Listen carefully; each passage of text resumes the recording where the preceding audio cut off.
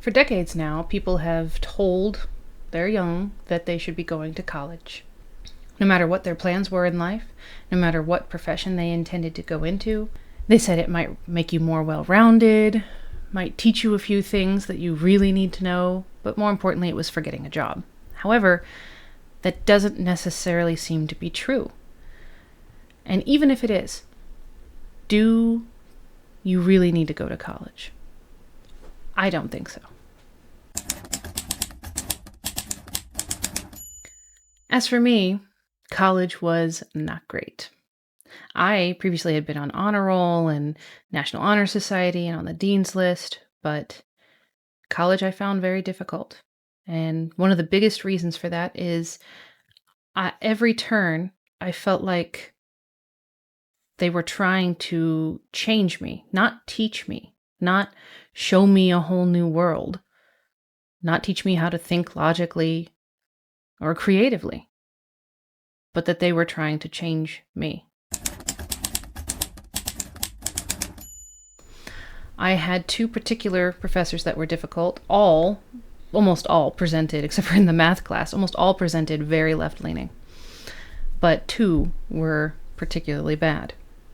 My philosophy professor, I nicknamed him even then Dr. Beelzebub, he showed his true colors and his beliefs at every turn he could.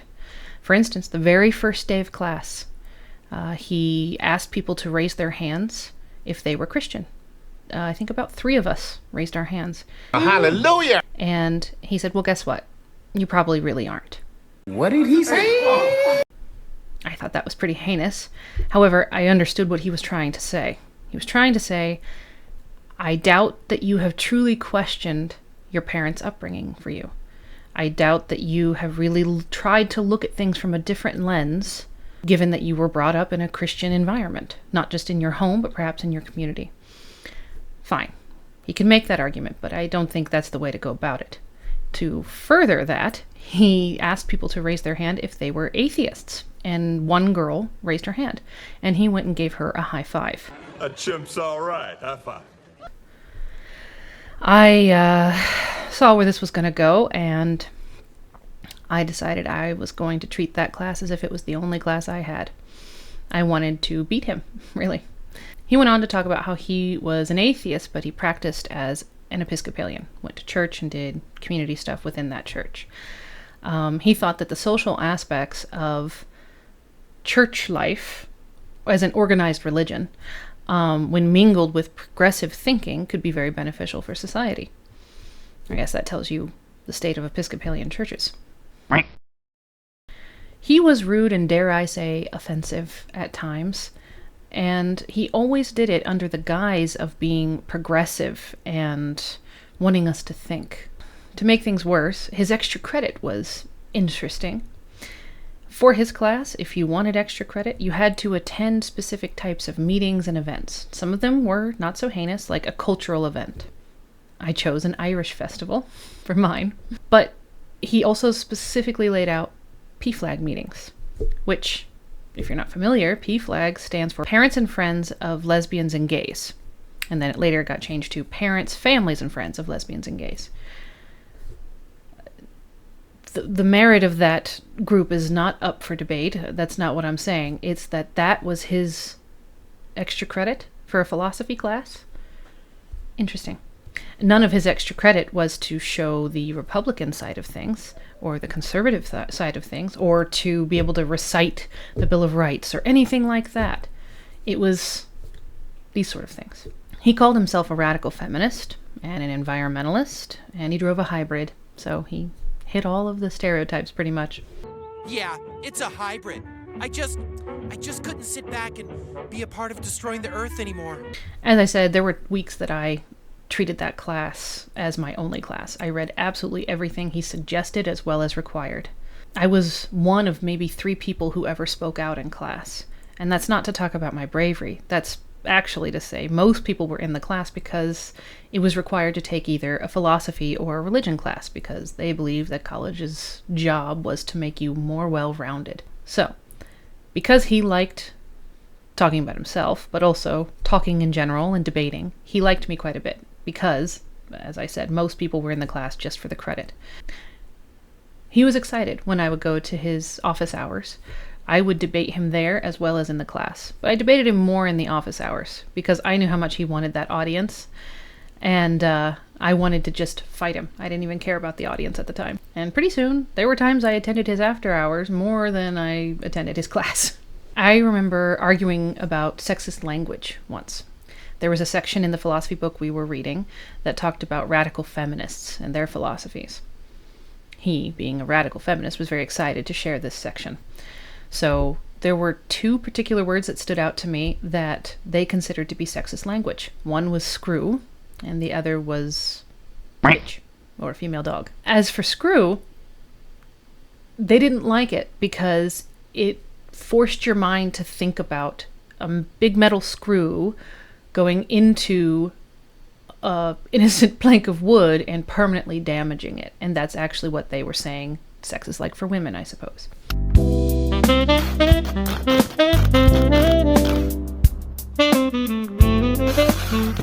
As for bitch, they were saying it's making women dehumanized to be a female dog, makes them think of like being in heat or being a milk machine for many of their young.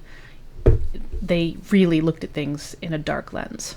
In that section, I raised my hand and I said, in a smirky, ridiculous way that, a 19-year-old might, what about dog, pig, and dick? I was talking about how men are often referred to as their own genitalia, and they're often called dogs when they're being pervy or inappropriate towards women, or pigs for the same reason. And pigs are a particularly bad thing to be called, given that they will eat anything. They will eat utter garbage and their own kind, and things that are dead. So being called a pig is not very good, quite dehumanizing. I just thought he was intentionally misleading people and not showing the whole picture. The other professor, I didn't have a nickname for him, but I'll call him Dr. Al Sharpie. But resist we much. He was my sociology professor. He was also extremely left-leaning. He talked extensively about black versus white and male versus female. He didn't talk about it in any way other than oppressor versus victim, and that there were all these power imbalances, and that's all he wanted to talk about. I was very naive at the time. I thought that sociology had to do with studying a group of people, not categories of people like black or white or male or female, but like a group of people, any group. It could be you go to the grocery and there could be just about anybody there, and you do an experiment and you write down the findings on it, or you question everyone there and figure out what they think about certain things. We find that 9 out of 10 British housewives can't tell the difference between Wizzo butter and a dead crab. Not for his class. The unfortunate thing is that he was the head of that department, and so when I decided that, before meeting him, that I was going to be taking psychology for my major and just dual major in sociology because it had so few credits to be required for it. So I thought, why not? I like both. But then after meeting him and realizing the trajectory of those classes, I just stuck to majoring in psychology, which was my original intent anyway. In his class, we had to read books that were largely written by sociologists and psychologists who conducted experiments or questionnaires and things and relayed their findings. One that we had to read was about the hood. There was a sociologist who went and spent time. He was, I think, Indian, and he spent time in a hood that was predominantly black. And the point of the book was to talk about the struggles and the real implications of having been in that environment, which is a fine book, and I still have it. We had to read one chapter each and present it to the class so that everybody in the end understood the book. When it came time for me to present mine, I already understood his MO. What he did when you would present in the class is interrupt the entire time. You could not get a sentence out without him interrupting. And just discussing it, sometimes it was fine, but most of the time it was critiques. And I hated it because I thought, that's rude. You should let someone fully present and then talk about the criticisms that you have for their findings or for their opinions or the way they presented the information, whatever.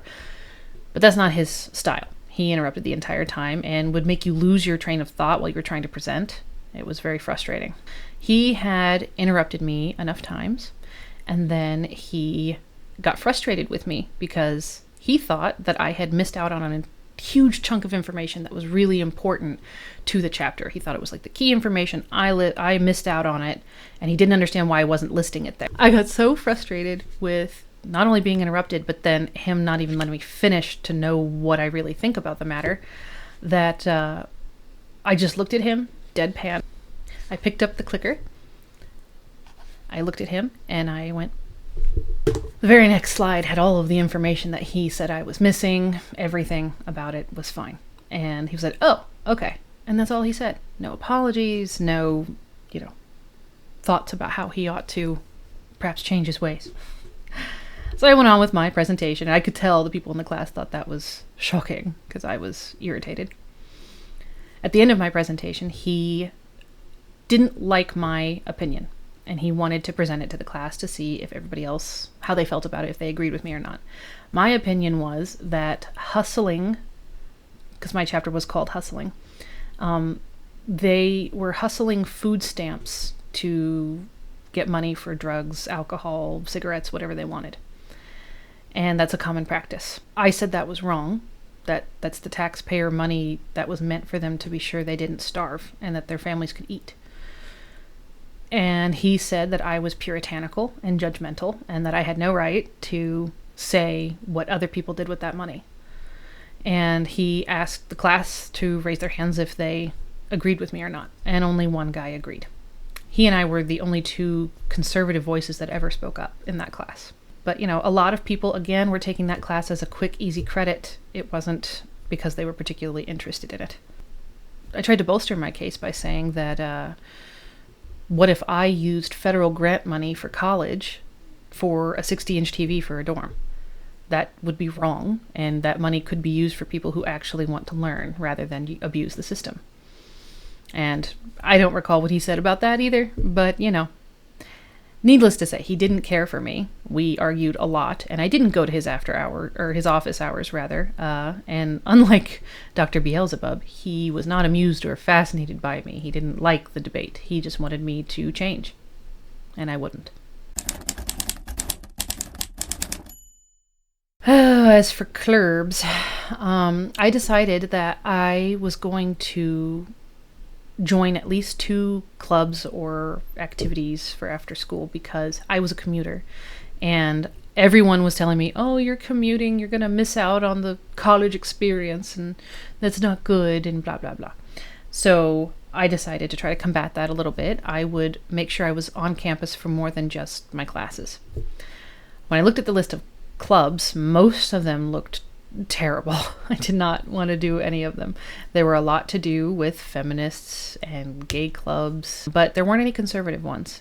And there was a Christian one, a Bible study group, which I did join. I liked it for the most part in the beginning, first few weeks really, and then the person facilitating it was the pastor of the little chapel on campus. He started talking more about political things, and he had pamphlets on like Islam and sheiks and stuff, and talking about how to dispel the concerns about it. He just didn't seem like he actually was as interested in studying the Bible. Initially he did, and we were studying Paul's letters, and I really liked that.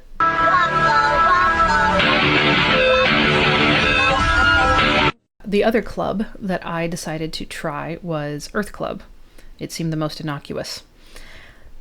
It wasn't. It didn't try to sway anybody, really. It was just a lazy club. The person who was the founder or leader of it, it was very obvious she was phoning it in because she just wanted to be able to put that on a resume, that she founded the Earth Club at this college. I think she even talked about that. She talked a lot about, after her bachelor's and what her resume is going to look like. And she didn't seem to care as much about the environment as I thought she would for being someone in the Earth Club, because she had us printing out flyers constantly. I designed a few of the flyers, and I thought, why don't we just send these in an email? And she's like, well, because people ignore emails. I'm like, okay, well, we can do the flyers, I guess. We printed out flyers, but not for that important of stuff. Occasionally, the flyers would have factoids about, paper usage, ironically, and other things.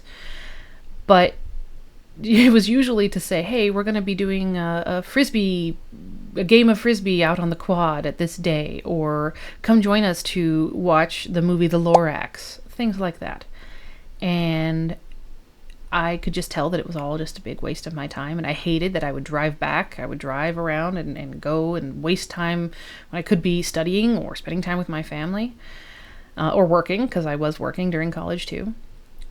After a semester of being in these two groups, I decided to stop. I didn't need to waste further time, which was a shame, because from then on out, all I did was be at the college for school, maybe to hang out with a couple of friends that I made in the commuter lounge, whom I loved, because we all felt kind of like lepers, because everybody else really wanted to be in the dorms, spending $8,000 a semester to stay there, and they wanted to go to all the parties and stuff, and we just weren't interested in any of that. We wanted to learn and make some friends along the way if we could.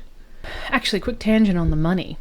So I looked at the breakdown of tuition because I didn't have a lot of money to give.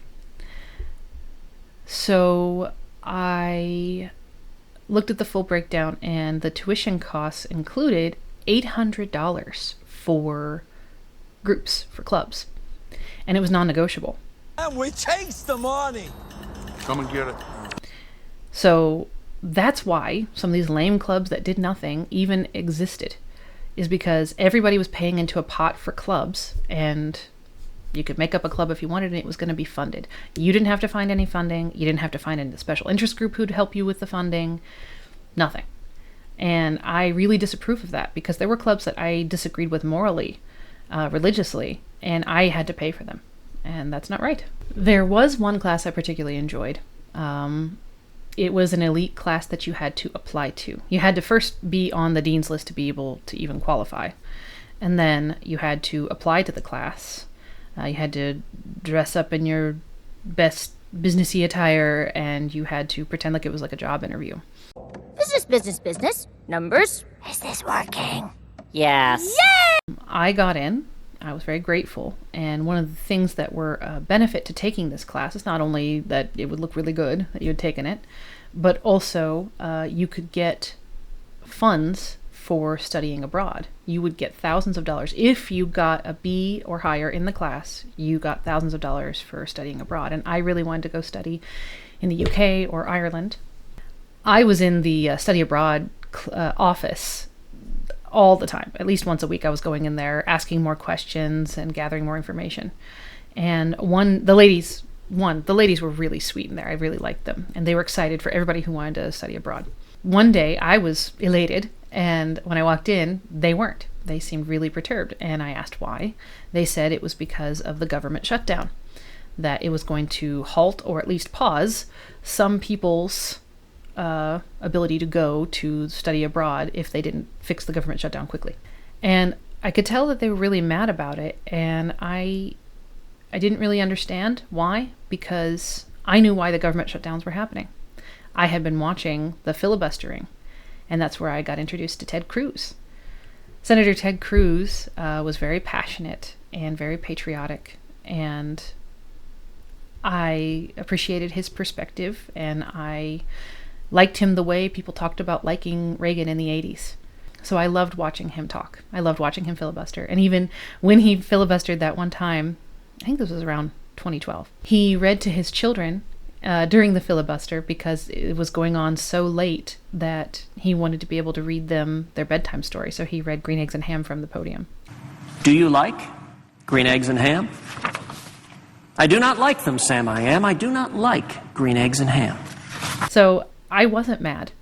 I knew he was doing good work. I knew there was a purpose to it, and I didn't think that my plans, especially plans of just studying abroad and such, were worth more than fixing the problems that Ted Cruz was trying to fix. And I didn't understand people being so self-centered about this when the country matters. I ended up getting an A in that class, proudly so. And but due to a family emergency, I wasn't able to go study abroad. So, do I recommend college? No. I think you really have to want to do something that absolutely requires it.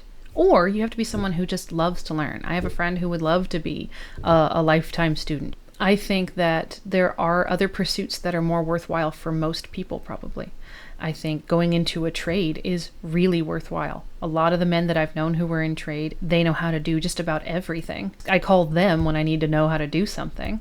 Trade makes tons of money, most of the trades anyway, like plumbers make a ton of money, electricians, carpenters make a lot of money. So, and it's significantly cheaper to go to a trade school than it is to go to college. So I would recommend going to a trade school, becoming an apprentice under someone who is in one of those trades, starting your family, starting a business. I think these are better options than modern college. Perhaps college at one point would have been much better, but modern college isn't. It takes too much time, too much money, and too much effort in really good years that you could be laying groundwork for other things. Yeah, you'll miss out on that college experience of being in a dingy dorm for, a minimum of $8,000 a semester and going to kegers and having a good time. Yeah, you'll miss out on some of that.